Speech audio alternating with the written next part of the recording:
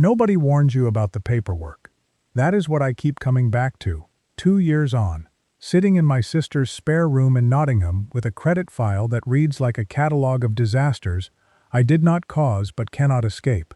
Nobody warns you that the most dangerous thing you will hand to another person is not your heart and not your money, but a photocopy of your passport and a utility bill with your address on it. I know that now.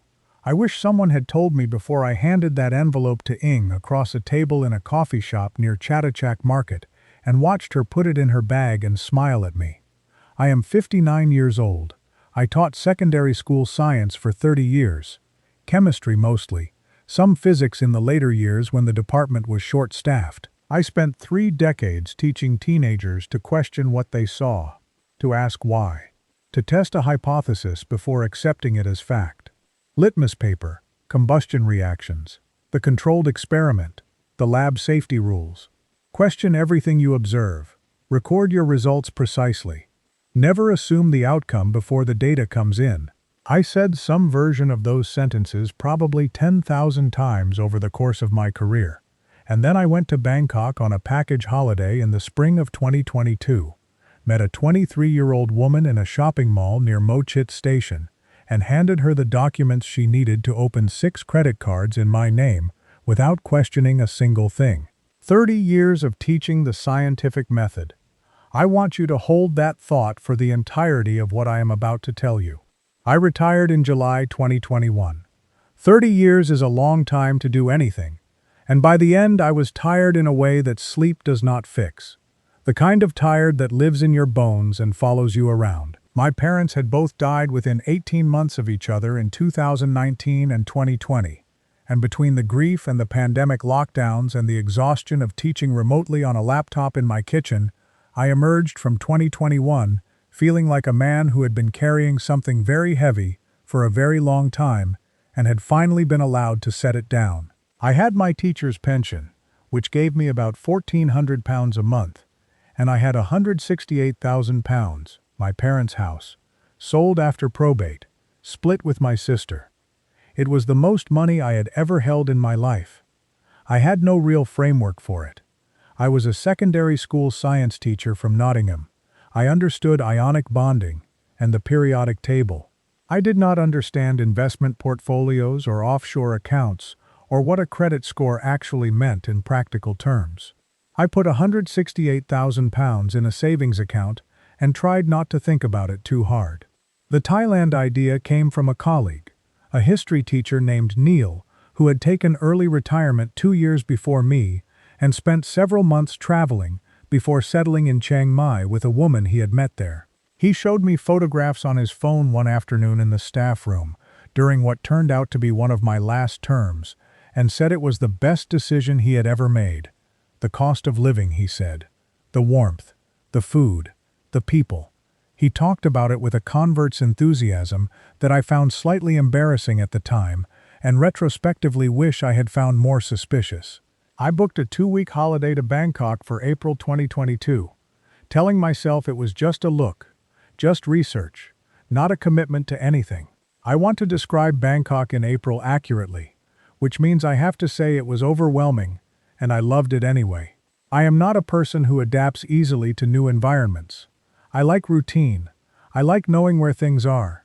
I like the particular smell of my own kitchen in the morning. Bangkok in April is hot, in a way that feels almost aggressive, and loud in a way that has no off switch, and the traffic near Sukhumvit Road moves with a logic that took me 4 days to stop finding frightening.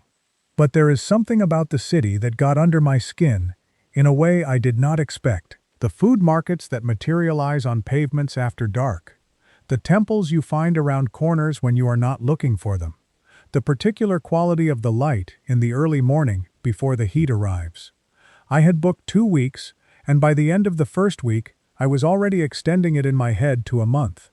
I met Ing on day 9. I had gone to Chatuchak Weekend Market, the enormous weekend market near Mo Chit, one of the largest in the world, a labyrinth of stalls selling everything from ceramics to live animals. Because my guidebook said it was unmissable, and it was right. I got thoroughly and completely lost within 20 minutes, which is apparently what happens to everyone.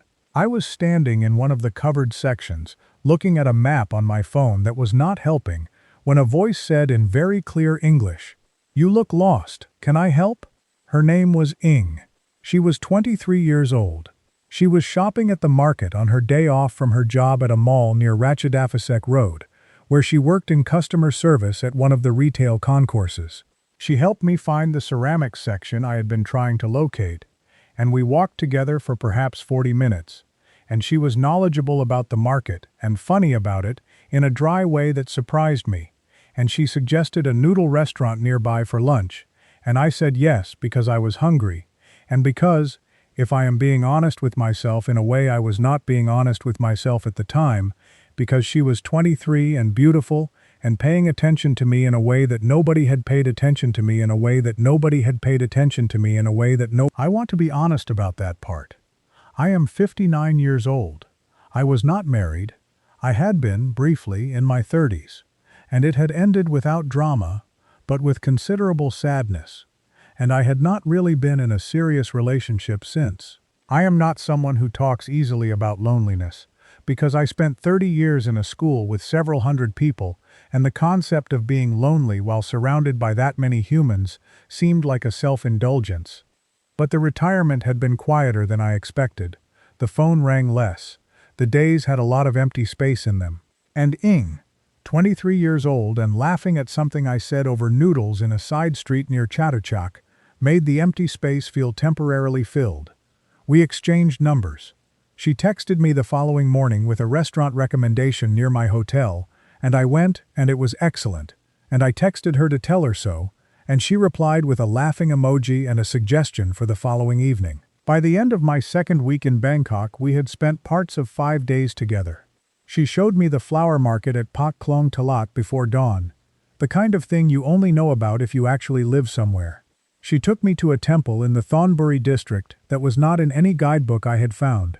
She was patient with my complete inability to manage Thai pronunciation. Farang, foreigner, was the word the market vendors used for me, usually affectionately, and Ing thought my attempts to say it correctly were genuinely funny. I extended my trip by 2 weeks. When I eventually flew back to Nottingham in late May, we had already agreed that I would come back in September. I think about the flight home with a particular clarity now. I sat in the window seat over the Bay of Bengal and I thought, this is what the second half looks like. Not Nottingham, not the spare room that still had boxes from my parents' house stacked in the corner. This, something warm and unfamiliar that made the familiar things feel small in comparison. I was 58 years old and I felt, for the first time in several years, like something was beginning rather than ending. I should have asked myself what exactly was beginning. I did not ask. I came back in September as planned, and this time I rented a serviced apartment in the Lat Frau area for 2 months. Cheaper than a hotel. More honest about the fact that I was not just visiting anymore. Ing was working most weekdays, but we spent evenings and weekends together. She came to the apartment regularly enough that she began keeping things there. A change of clothes, some toiletries, a phone charger. She introduced me to her colleague Wasana, who was friendly and uninterested in my presence, in a way that felt natural rather than staged. She did not introduce me to her family. When I asked about them, she said they were up country, her parents in Nakhon Sawan province, a few hours north, and that she was not particularly close to them, which she described with a matter-of-factness that I found credible. Not every person is close to their family. I was not especially close to mine before they died. By October, I had decided to apply for a non-immigrant O visa, the retirement visa, which requires proof of funds and allows a year's stay with a financial maintenance requirement. The process involves demonstrating either income of 65,000 baht per month or a Thai bank deposit of 800,000 baht, roughly 18,000 pounds at the rate that autumn, which can be staged or deposited in a qualifying Thai bank account. I found this information on an expat forum and understood it broadly, but did not understand the specifics of how to actually do it. I mentioned this to Ing, and she said that her bank, the one she used for her salary, was good for foreign accounts, and that she could help me open one and navigate the application process. I said that would be wonderful and thanked her. Looking back, I can now see that this was the moment. Not because opening a Thai bank account is inherently risky, it is not. Millions of expatriates do it without incident. But because of what she said next, and what I heard instead of what she was actually telling me. What she said was that the bank would need supporting documentation, passport, a recent bank statement from my UK account, proof of address, and in some cases evidence of retirement income, a pension statement or payslip equivalent. She said she could help me gather and organize all of this and bring it to the bank appointment together. What I heard was, she is being helpful. She is practical. She knows how things work here, and I do not. This is exactly what you need from someone who understands the system you are trying to navigate. I gathered everything she asked for. Passport, both the photo page and the entry stamp page, photocopied. 3 months of UK bank statements. 2 utility bills as address proof. My teacher's pension statement showing my monthly income.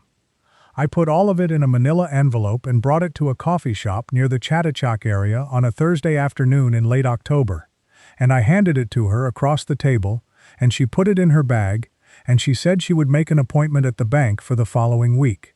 The bank appointment happened. I went. I sat across from a bank officer with Ing beside me. I signed forms. An account was opened in my name. I deposited 800,000 baht, 18,200 pounds at the exchange rate that day, to satisfy the visa requirements. I thanked Ing on the walk back to the BTS SkyTrain, and she said she was happy to help and that she was glad I was going to stay. I was glad I was going to stay too. Everything felt, in that moment, entirely and simply good. There is a detail I need to insert here that I did not understand the significance of for 4 more months. When I gathered the documentation, I made the copies myself at a print shop near my apartment. I put the originals back in my passport holder and gave Ing the copies. What I did not know, and what I have since been told by a fraud specialist at my UK bank, is that photocopies of identity documents are sufficient for most credit card applications in Thailand, especially when combined with address proof and income documentation. A person with those copies, knowledge of the application processes at multiple banks, and access to a postal address does not need the original documents to do a great deal of damage. Ing had worked in customer service at a shopping mall for 3 years. Several of the international and Thai banks she dealt with during that period had concession desks or affiliated service points within the retail spaces she managed. She knew the application processes because she had watched them happen, and in some cases facilitated them every working day. I did not know any of this. I knew about endothermic and exothermic reactions. I knew the difference between a covalent and ionic bond. I knew how to explain radioactive decay to a 15-year-old in a way that made it interesting rather than frightening. What I did not know was what someone could do with a photocopy of my passport, my address, and a document showing I had £168,000 in a UK savings account. I know now. November and December passed pleasantly. Ing and I spent Christmas together. She had not gone up country for the holiday. She said her relationship with her parents was complicated, which I accepted without pushing because I knew what complicated family relationships felt like. We went to a riverside restaurant on Christmas evening that had fairy lights strung along the whole length of the terrace, and she wore a red dress, and I took a photograph of us together that I have since deleted. I was, I think, happy in the way that a person is happy when they have stopped noticing what they are not paying attention to. In January, she mentioned for the first time that she was having difficulty with her apartment. Her landlord had raised the rent, and her salary was not increasing to match it.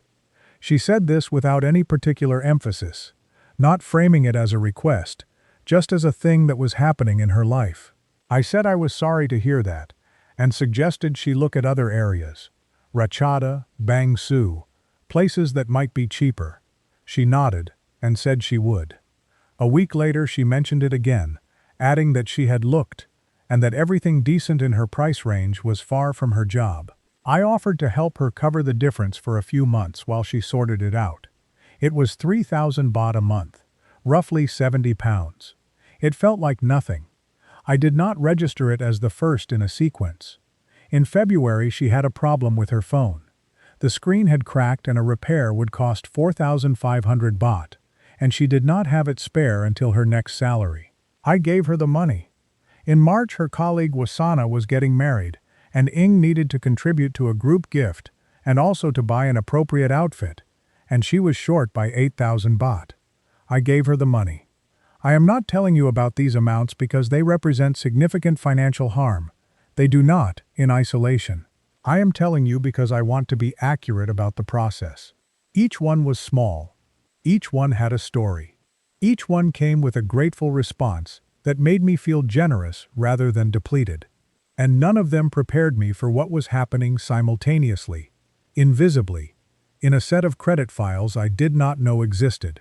In March, I received a text message from a number I did not recognize. It said, in English, "Are you Timothy from Nottingham? We need to speak about your Capricorn Bank credit account." I assumed it was a scam message, the kind of text that tries to make you call a number and extract your details. I ignored it. A week later, I received a similar message referencing a different bank. I ignored that one too. I was busy that week. Ing and I were taking a short trip to Kanchanaburi, the province west of Bangkok where the River Kwai is, and I did not want to deal with what I assumed were phishing attempts while I was on holiday. Looking back, I can pinpoint the exact moment that ignoring those messages became the most expensive decision I made. But I did not know they were real. I had no conceptual framework within which they could be real, because I had not opened any credit card accounts, and therefore a message telling me I had a balance on one seemed self-evidently fraudulent. The trip to Kanchanaburi was 2 days. We stayed in a riverside guest house and took a boat trip and ate river fish at a floating restaurant in the evening, and it was genuinely lovely, in the way that the whole thing had been genuinely lovely, and I did not deserve what was coming, but that does not change the fact that it came. I returned to the UK briefly in April for a dental appointment and to check on the house. I had been renting it out through an agent, and to deal with some administrative matters that required my physical presence. I was home for 11 days. On the 4th day, I logged into the credit reference agency website to check something routine about my mortgage statement. I had a small interest-only mortgage on the Nottingham house that I needed to review before deciding whether to sell the property. I typed in my details and waited for the page to load. The page loaded. I remember looking at the screen and thinking that something was wrong with the website, that it had loaded someone else's file by mistake. Because the file I was looking at showed 6 credit accounts I had never opened, with a combined outstanding balance of £47,300, the oldest account dating back to November of the previous year, 1 month after I had handed Ing that envelope in the coffee shop near Chatuchak. I sat very still for what I think was about 3 minutes. I was at my kitchen table in Nottingham. The boiler was making its usual ticking noise. It always ticked when it first came on in the morning, a sound I had been meaning to have looked at for years. Funny, the things you hear when everything else goes quiet. I read the file again from the top. 6 accounts, 4 Thai banks with UK credit operations, 2 UK registered credit providers, all opened between November and February, all with addresses, mine, in Nottingham, correctly listed, all with the account holder named Timothy, my surname, correctly spelled, all with outstanding balances. The smallest was £4,200. The largest was £11,800. The total, when I added them on the notepad beside the keyboard, was £47,320. I did not feel what I expected to feel. I expected panic, or rage, or the sensation of the floor dropping. What I felt, initially, was a very strange calm. The kind of calm that arrives, I think, when a thing is so far outside your existing categories that your brain simply stops trying to categorize it and waits. I sat in that calm for several minutes. Then I phoned my bank. The woman I spoke to at the fraud line was professional, and efficient, and kind, in the particular way that people are kind when they have seen the thing you are describing many times before. She took me through the details and confirmed that the accounts on my credit file were real, that they were registered to my address and identity, and that 3 of them had already been referred to debt collection agencies because the minimum payments had not been made.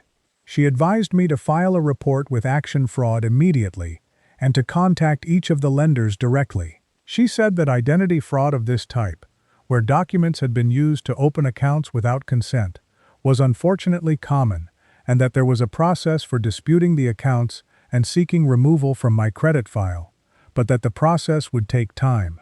She said take time in a way that I understood to mean months rather than weeks. I called Ing immediately after I came off the phone with the bank. I want to be precise about this. I did not call her intending to accuse her.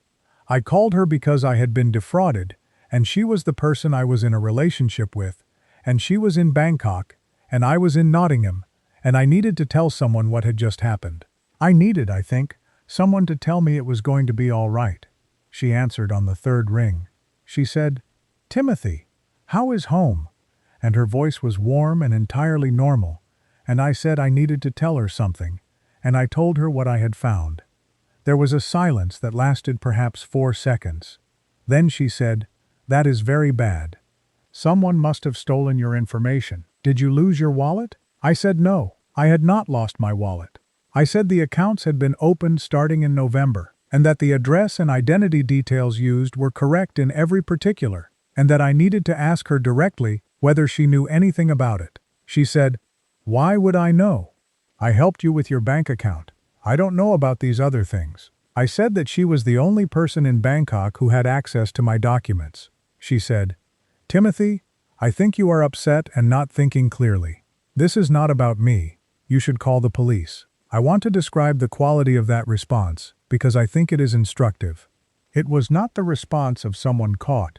It was the response of someone who had considered what they would say if this conversation ever happened and had prepared accordingly. It redirected me toward an action, calling the police, that was both legitimate advice and a way of ending the conversation. It expressed no guilt and claimed no knowledge. It was impeccable, and it made me doubt myself for approximately 48 hours, during which I called the Thai police online reporting line and was told the matter would need to be filed in person, and during which I continued to text Ing and receive normal, warm responses, as if nothing had changed. What changed my doubt into certainty was not a dramatic confrontation or a confession. It was a spreadsheet. I sat down on the 6th day of my UK trip, and I went through every detail I could gather about the 6 accounts: the opening dates, the amounts drawn down, the spending patterns visible on the statements I was able to request as the account holder of record. The first account had been opened on the 3rd of November, 6 days after I had handed Ing the documentation. The last account had been opened in February. The spending on each account showed a distinct pattern: large cash advances at ATMs in Bangkok, purchases at shopping centers in the Chatuchak and Ratchadaphisek areas, and several transfers to a Thai bank account number that appeared consistently across 3 of the 6 cards. I am a science teacher. I know what a pattern looks like. I know what it means when the data points align. I did not confront her a second time by phone. I came back to Bangkok in May, partly because I needed to deal with my visa situation and my Thai bank account, and partly because I wanted to look her in the face when I said what I needed to say. We met at a cafe near her workplace.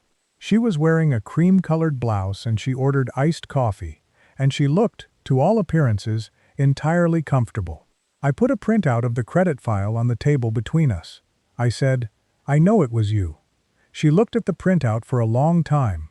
Then she said, "You cannot prove that." I said I had the document copies she had taken, the timeline, and the spending patterns showing purchases near her home and workplace. She said, "I helped you open a bank account. I gave your documents to the bank. Maybe someone at the bank used them. How do you know it was me?" It was a technically defensible position. I did not have a video of her filling out the applications. I did not have a signed confession.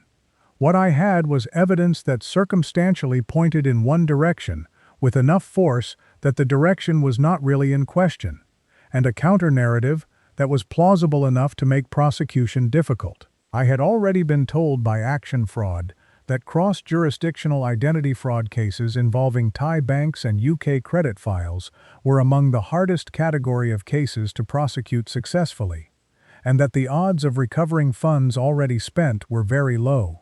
I said, "I'm not here to get you arrested. I'm here because I want to understand. She was quiet for a moment. Then she said, I am sorry you are in this situation, Timothy. Which was not the same as saying she was sorry for putting me in it. And then she stood up, picked up her iced coffee, and walked out of the cafe, and I have not seen or spoken to her since. The financial audit, which I did with the help of a UK-based fraud specialist and my own very careful record-keeping over the following weeks, produced the following numbers. 6 credit cards, opened in my name without my consent.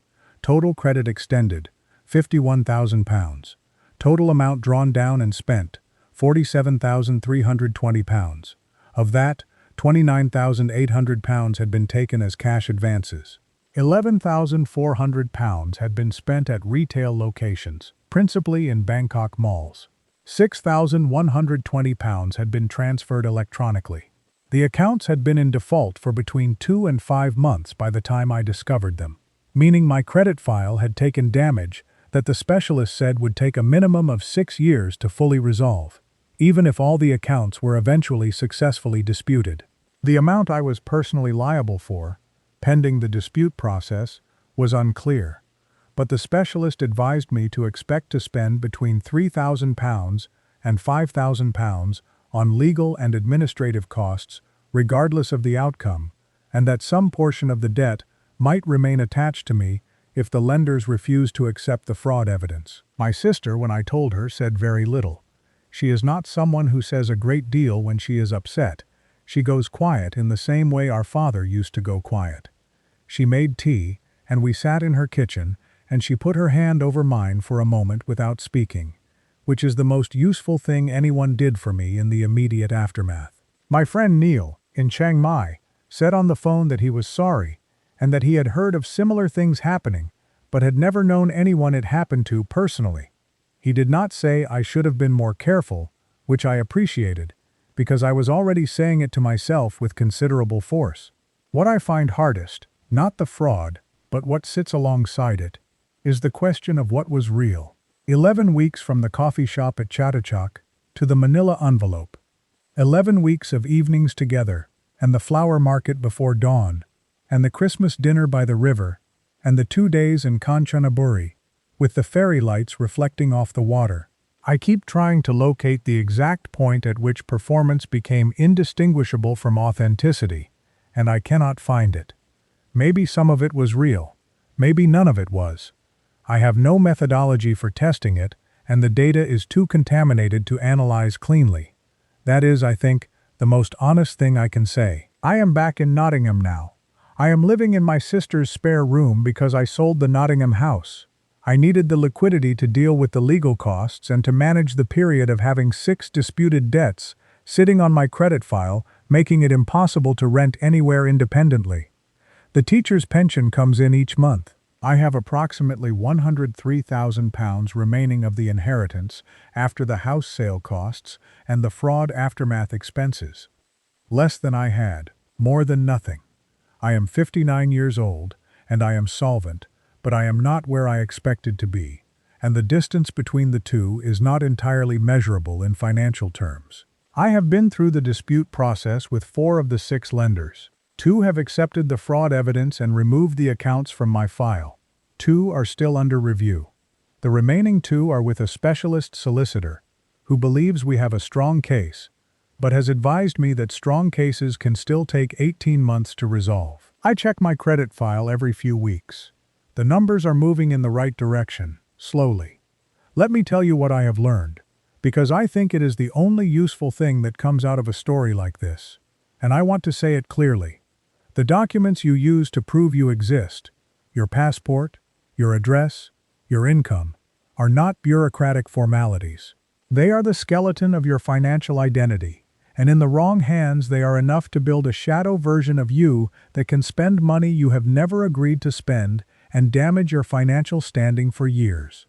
Most people understand that they should not give their bank PIN to a stranger. Very few people understand that a photocopy of their passport and a utility bill in the wrong hands can do damage that takes a solicitor and 6 years of credit file rehabilitation to undo. I did not understand this. I understand it completely now. The second thing is harder to say. I wanted something in Bangkok. I am not going to pretend otherwise. I wanted the warmth and the novelty and the sensation of being found interesting by someone who had no obligation to find me interesting.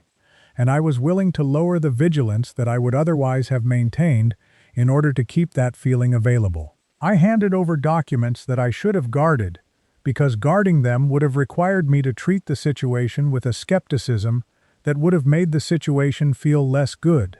I chose the feeling over the caution. That is not Ing's fault. She exploited it, yes, and what she did was wrong and harmful and probably criminal under multiple jurisdictions. But the gap she walked through was one I had opened. I taught the scientific method for 30 years. The first principle is that you observe what is actually there, not what you hope to find. I stopped applying that principle the moment it would have cost me something I wanted. That is the lesson. It is not a comfortable one, and I do not think it reflects especially well on me, but I think it is true, and I think true is better than comfortable. If you are reading this, and you are thinking of spending an extended period in Thailand, or anywhere unfamiliar, with a person you have known for a short time, please hear this. Your identity documents are not administrative paperwork. They are irreplaceable. They should be treated with the same care you would give to a signed blank check, because in the right application process, with the right knowledge, that is functionally what they are. Never hand them to another person to manage on your behalf. Never allow someone else to hold them, copy them, or take them to appointments without you present and in control. Hire an independent English-speaking lawyer or relocation specialist for visa and banking processes. Pay the cost. It is substantially less than £47,320 and 6 years of credit file damage. I spent 30 years teaching young people that the most important habit a scientist can have is the habit of asking, what would change my mind? What evidence would tell me I am wrong? I stopped asking that question the moment I needed it most. My students were better scientists than I was. I hope I would have given them a better example. There is something I skipped over too quickly, and I want to go back to it, because I think it matters for understanding how this actually works when you are inside it, rather than reading about it from a safe distance afterward. Between November and February, the 8 months during which Ing was opening credit accounts in my name and drawing them down, I was in Bangkok, living a version of daily life that felt entirely real and mostly good. I had my routines. Breakfast at a small coffee shop on the lane behind my apartment building, where the owner knew my order after 3 weeks and had it ready before I sat down.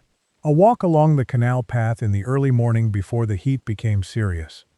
Thai language lessons twice a week at a small school near Phahon Yothan, because I had decided that if I was going to live somewhere, I should make the effort to understand its language, even if my progress was slow and my tones were, according to my teacher, consistently wrong in ways that were sometimes funny and occasionally rude. Evenings with Ing several times a week.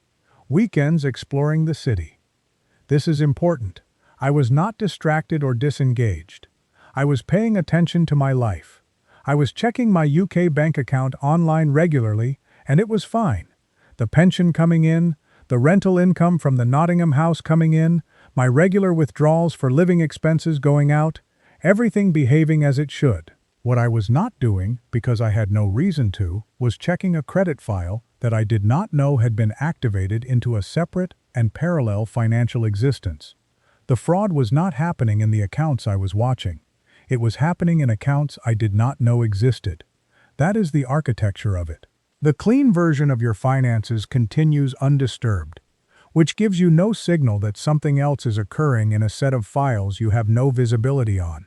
If you do not check your credit report, and most people, including me, think of a credit report as something you check when you are applying for a mortgage, not something you check for its own sake as a routine matter, you have no way of knowing that someone is building debt in your name in real time. In December, Ing bought a new phone. She showed it to me, a model I did not recognize, more expensive looking than her previous one, with a camera that she said took much better photographs. I asked how she had managed it on her salary, and she said she had been saving. I believed her. She had always seemed careful about money in the small ways I could observe. She chose mid-range restaurants. She did not dress extravagantly. She had not asked me for money beyond the apartment subsidy and the phone repair. What I did not know was that she had £11,800 available on a credit card in my name that she had opened 3 weeks earlier. The phone, I suspect now, was bought on that card. In January, she began to seem slightly different. Not dramatically, not the kind of transformation that a story like this sometimes describes, where a person becomes cold overnight and you wonder how you missed it. It was subtler than that. She was on her phone more when we were together, turning it face down when she set it on the table in a way she had not done before. She was slightly less present in conversations, occasionally answering a question a beat late, in a way that suggested her attention had been somewhere else. When I mentioned that I had received a strange text message about a bank account I did not have, she said it was probably scammers, and to ignore it, and the conversation moved on and I forgot about it until the second message arrived, and I ignored that one too. I think about those text messages sometimes. They were from debt collection agencies, I subsequently learned, because 2 of the accounts had already missed their first payments. The agencies send messages. I saw them and I classified them as spam, because a message telling me I owed money on an account I had not opened seemed self-evidently false, and I had been trained by years of spam texts and emails to treat implausible claims with dismissal rather than investigation. This is a reasonable heuristic in most circumstances, and a disastrous one in this specific circumstance. If I had called the number in that first text message in November, I would have found out what was happening 8 months before I actually did. I want to say something about the Thai language lessons, because they connect to this in a way I only understood later. My teacher was a woman in her late 30s named Sutita, who had been teaching foreigners Thai for 12 years, and who had a patient and efficient manner that reminded me of the better teachers I had worked with over my career. She told me in February, during a lesson, that Farang men in Bangkok were sometimes targeted by what she called Jai Dam people. Jai Dam meaning, roughly, black-hearted, a Thai phrase for someone whose intentions are not good, and that the targeting was often very sophisticated and very patient. She said this in the context of a language exercise about feelings and intentions, and it did not specifically land on me as personal advice. I nodded and practiced the vocabulary. I did not go home and think, is this relevant to my situation? I should have gone home and thought about whether it was relevant to my situation. Sutita knew. I think she probably knew or suspected something, in the way that a person who has lived in a city for a long time and teaches its language to foreigners develops a calibrated sense for how these things tend to go. She did not say anything more directly than she did, and I do not think she was obligated to, but I have thought about that lesson several times since April and wondered what I would have done if she had said it plainly. I think I would have smiled and said my situation was different. I think that is probably what I would have said. By March I was, in the accounting that I only did later, already £31,000 into debt I did not know about, on 4 cards that had been opened over the previous 4 months. The 5th card was opened in early March, the 6th in late March. By the time I flew back to the UK in early April and sat down at my kitchen table and logged into the credit reference website, all 6 were open, and 5 of them were already in various stages of payment default, which meant that debt collection agencies had been trying to reach me, at the Nottingham address on the applications, for between 1 and 3 months. There was a pile of letters at the house that I had not collected because I had been in Bangkok. My tenant had stacked them on the kitchen worktop. They were sitting there when I came back. I opened the letters after I found the credit file. There were 11 of them: statements, payment reminder notices, and 2 formal default notices, all addressed to me, all referencing accounts I had not known existed. I spread them across the kitchen table and stood there looking at them for a long time. There was still a box of my mother's things in the corner of the sitting room that I had not finished sorting. I remember noticing the box and thinking that I needed to deal with it, that I had been putting it off for 2 years, and then thinking that I could not think about the box right now because I was trying to process 11 letters about £47,000 of debt I had not accumulated. Grief and fraud occupy similar cognitive territory, I have found. Both involve a reality you cannot immediately integrate into your existing model of the world. Both require a period of sitting with information that your brain keeps rejecting as implausible. Both leave you looking at completely ordinary objects, a box in the corner, a boiler that ticks in the morning, and feeling that the ordinariness of those objects is somehow obscene in the context of what you are trying to process. I called my sister that evening, not because she could help, there was nothing she could do from her house in Leicester, but because I needed to say it out loud to someone, and she is the person I trust most in the world. She listened to everything, and then she said, "Come and stay here for a bit, Tim. Don't try to manage this alone." I did not go immediately. I spent another 5 days in Nottingham working through the initial fraud reporting process, but I went eventually, and she had the spare room ready, and I have been here since. The fraud specialist I hired, a man named Ian who worked for a company that dealt specifically with identity theft cases, told me in our first meeting that my case was, in the landscape of identity fraud cases he had handled, relatively clean to document. The timeline was clear. The documentary evidence of who had held my documents and when was clear. The spending pattern on the accounts pointed consistently toward one geographic area in Bangkok. The problem, he said, was not establishing what had happened, but establishing it to the standard required by each of the lenders individually, in a process that would need to be repeated 6 times across different institutions with different evidence requirements and different response timelines.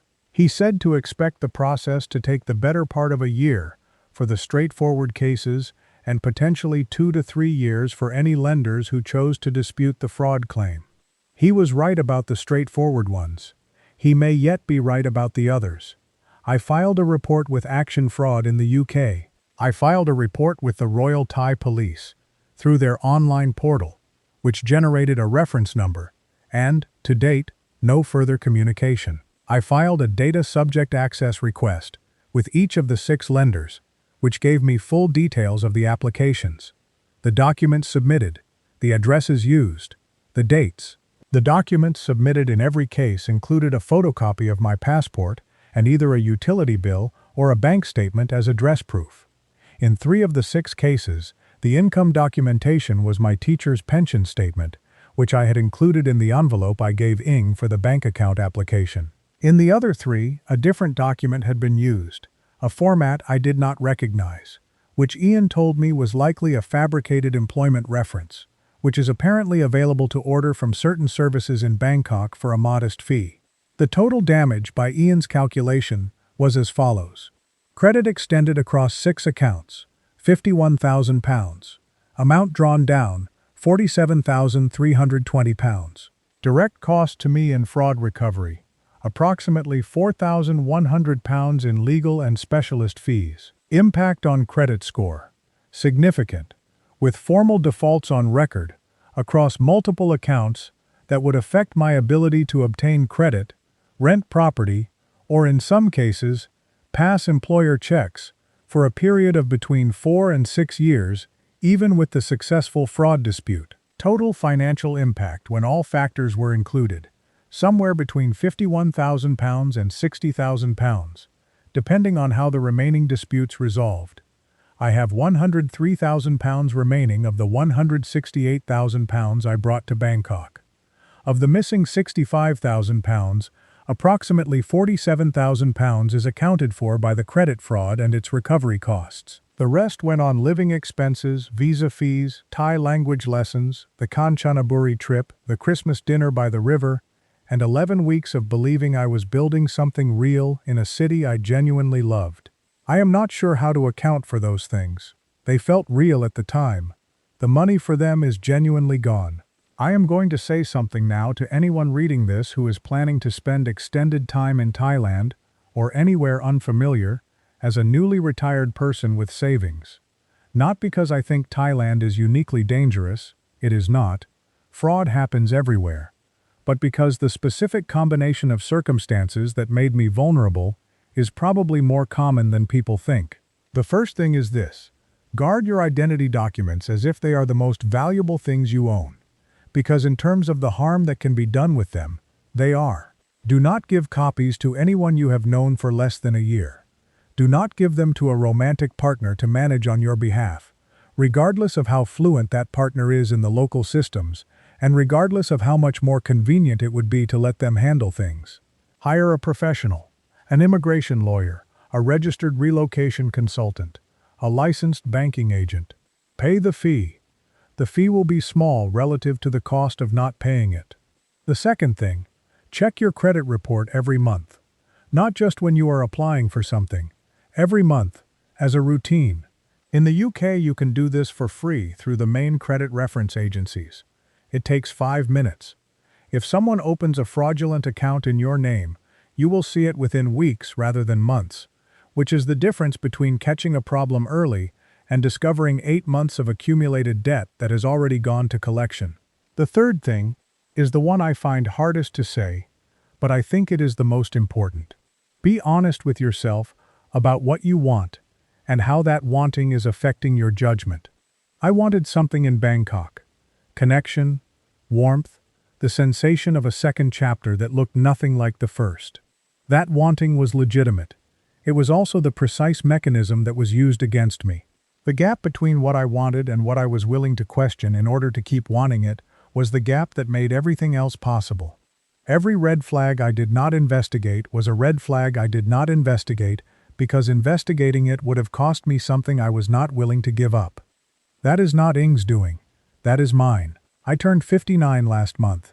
My sister made a cake. It was a Tuesday and raining in that particular Midlands way. Not dramatic rain, just gray and persistent. And we sat in her kitchen and had cake and tea, and I thought, this is where I am. This is the actual data. Not where I planned to be, not where I imagined I would be, but where I am. A science teacher who taught other people to look at the evidence for 30 years, and then, when it mattered most, looked away. The scientific method does not ask you to be without hope. It asks you to test your hopes against evidence before you act on them. I knew that. I knew it the way I knew the periodic table, and the gas laws, and the names of all 118 elements in order. I knew it, and it did me no good at all. I hope it does you more good than it did me.